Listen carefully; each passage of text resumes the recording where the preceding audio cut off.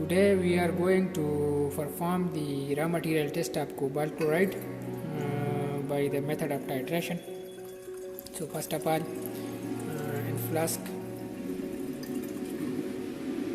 and beaker we collect 250 ml of distilled water. Then we are going to add the cobalt chloride 50 milligram to it and start the stirrer to perform the test.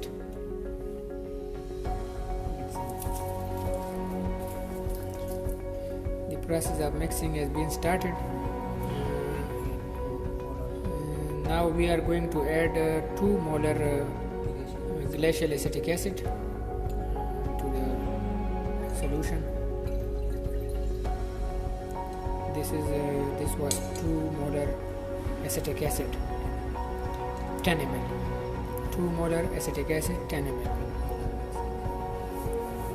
And we are going to mix it for some time.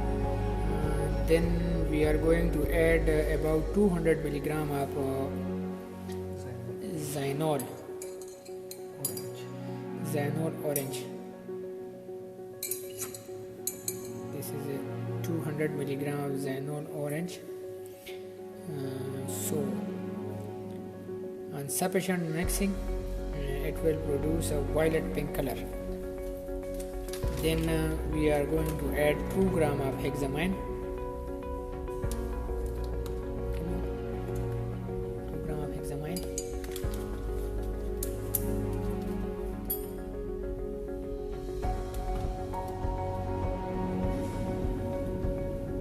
This is the 2 gram of hexamine. This will give us the color violet pink color.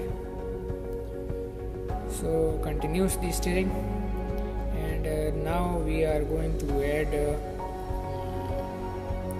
0.1 molar disodium editate. Yes, it's also called EDTA, disodium editate. 0.1 molar up to 20 ml to change the color. If the color is changed to yellow color, then the crystal violet color will change into the yellow color with titration of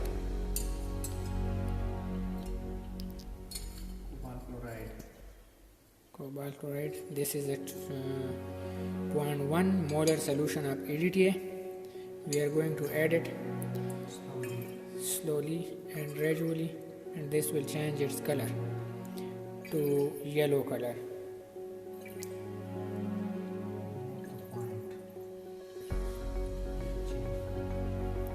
We are going to note the point at which point the color should be changed.